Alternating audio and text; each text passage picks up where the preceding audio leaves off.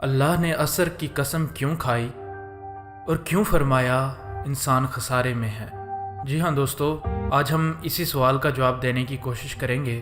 یہ ہے آپ کا چینل فیکٹیکل، اور اگر آپ فیکٹیکل کے نئے ناظرین میں سے ہیں تو اگر آپ نے چینل سبسکرائب نہیں کیا تو جلدی سے ہمارے چینل کو سبسکرائب کر لیجئے، اور سبسکرائب کے بٹن کے ساتھ گھنٹی کے نشان کو بھی دبا دیجئے تاکہ ہمارے چینل پر جب بھی کوئی نئی ویڈیو اپلوڈ ہو تو اس کا نوٹیفیکیشن سب سے پہلے آپ کو ملے۔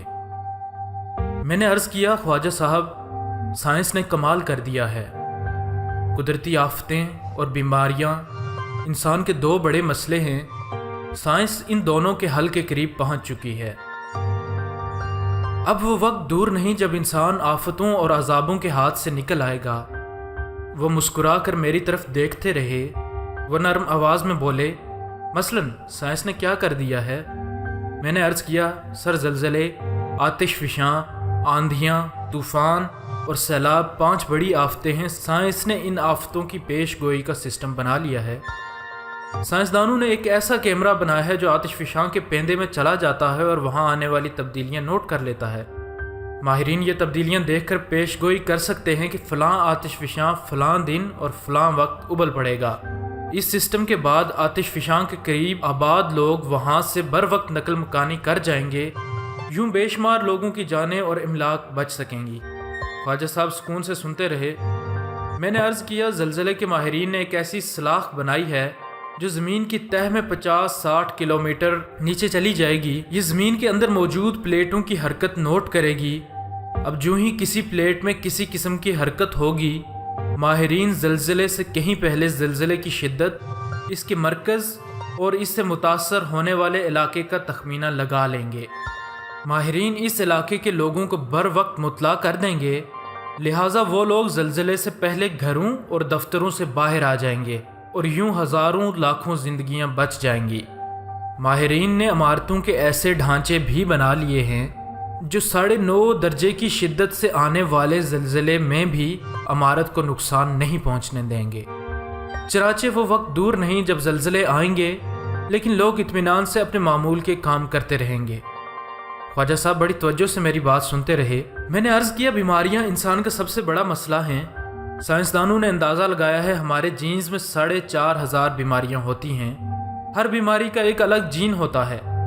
سائنسدانوں نے 2,500 مہلک بیماریوں کے جینز تلاش کر لیے ہیں، لہٰذا اب وہ وقت دور نہیں جب سائنسدان تکلیف شروع ہونے سے پہلے کسی شخص کا معائنہ کریں گے، اس میں پروان چڑھنے والی جینز دیکھیں گے، ان جینز کو صحت مند جینز کے ساتھ تبدیل کر دیں گے اور مریض مرض کے حملے سے پہلے ہی صحت مند ہو جائے گا۔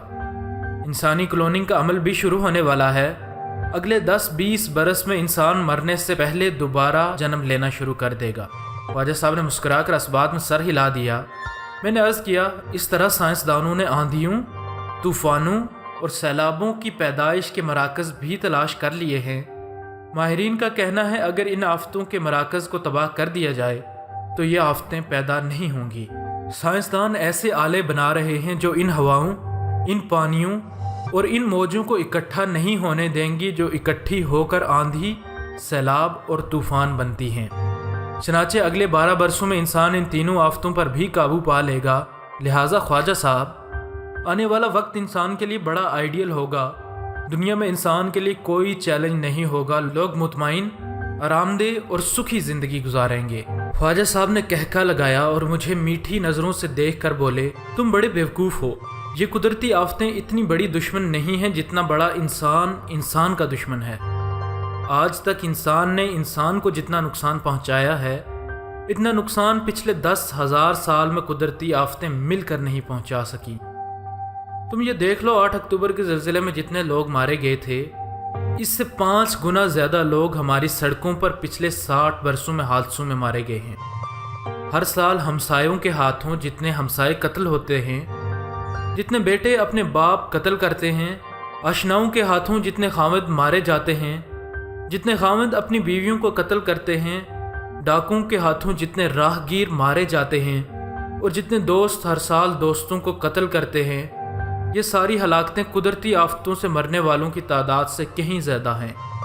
بش جیسے لوگ اپنی انا کی تسکین کے لیے جتنے لوگ مار دیتے ہیں، دہشت گردوں کے ہاتھوں جتنے لوگ مارے جاتے ہیں، کشمیر، فلسطین، افغانستان، سری لنکا، عراق اور چیچنیا میں انسانوں کے ہاتھوں جتنے انسان مارے جاتے ہیں، گورے کے ہاتھوں جتنے کالے مارے جاتے ہیں، اور سرخ رو انسان جتنے پیلے انسانوں کو قتل کرتے ہیں، یہ تعداد قدرتی آفتوں کا لقمہ بننے والے انسانوں سے کہیں زیادہ ہے۔ ناگاساکی پر بم کس نے پھینکا تھا؟ ایک انسان نے۔ اس کا نشانہ کون بنے؟ دوسرے انسان۔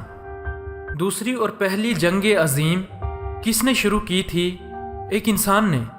اس جنگ کا لقمہ اجل کون بنے؟ دوسرے انسان۔ کوریا کی جنگ کس نے چھیڑی تھی؟ ویتنام پر حملہ کس نے کیا تھا؟ روس اور افغانستان جنگ کس نے شروع کی تھی؟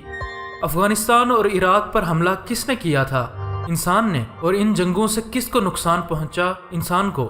12 اکتوبر کا واقعہ کس کا کمال تھا؟ انسان کا۔ اور اس کا نقصان کس کو پہنچا؟ انسان کو۔ اس دنیا میں بھائی کے ہاتھوں بھائی اور دوست کے ہاتھوں دوست مارا جاتا ہے، لہٰذا انسان کا سیلابوں، طوفانوں اور بیماریوں سے مقابلہ نہیں، انسان کا انسان سے مقابلہ ہے۔ اور جب تک انسان کی شرست میں تبدیلی نہیں آتی، یہ دنیا دار امن نہیں بن سکتی۔ اس زمین پر تخریب کا عمل جاری رہے گا۔ میں خواجہ صاحب کی بات غور سے سنتا رہا۔ انہوں نے فرمایا، انسان انسان سے خائف ہے، وہ بھی ذرا سا خوشحال ہوتا ہے۔ اسے جب بھی ذرا سا اقتدار یا اختیار ملتا ہے، وہ جب بھی ذرا سی کامیابی پاتا ہے، تو وہ دوسرے انسانوں کو تکلیف دینا شروع کر دیتا ہے۔ وہ آم کھا کر گھٹلیاں ہمسائے کے گھر پھینک دے گا، وہ 2 لاکھ کا کتا خریدے گا اور یہ کتا دوسرے کے دروازے پر باندھ دے گا۔ وہ ایٹم بم بنا کر چاہے ساری دنیا اس کے قدموں میں جھک جائے، وہ بادشاہ کا مصاحب بن کر چاہے سب لوگ اسے سلام کریں، سب لوگ اس کی اطاعت اور فرما برداری کریں، اب دوسری طرف بھی انسان ہوتا ہے، اس کے اندر بھی وہی خون، وہی انا اور وہی ہٹ درمی ہوتی ہے، لہٰذا انسان انسان کے ساتھ ٹکرا جاتا ہے اور آخر میں دونوں فنا ہو جاتے ہیں۔ انسان کی انسان کے ساتھ جنگ میں پورس بھی مارا جاتا ہے اور سکندر بھی، دونوں خسارے میں رہتے ہیں۔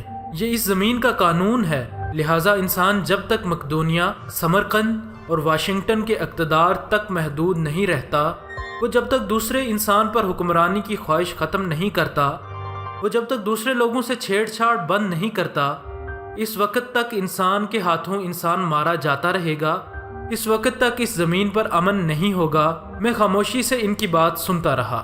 انہوں نے فرمایا، سائنسدانوں کو قدرتی آفتوں کے بجائے انسانی شرست کا کوئی علاج دریافت کرنا چاہیے۔ انہیں کوئی ایسی دو ایجاد کرنی چاہیے جسے کھانے کے بعد صدر بش اور صدام حسین کی انا پرسکون ہو جائے اور دونوں ایک دوسرے سے ٹکرانا بند کر دیں، جسے کھانے سے صدر پرویز مشرف اور نواز شریف کے اختلافات ختم ہو جائیں اور دونوں خود کو کمزور اور چند ساعتوں کے مہمان انسان سمجھ لیں، جسے کھانے سے طالبان اور امریکہ ایک دوسرے کو تسلیم کر لیں، جسے کھانے سے ایران اور امریکہ ایک دوسرے کی آزادی اور زندہ رہنے کے حق مان لیں، جسے کھانے سے انسان انسان کو معاف کر دے اور جسے کھانے سے انسان انسان سے ٹکرانا بند کر دے۔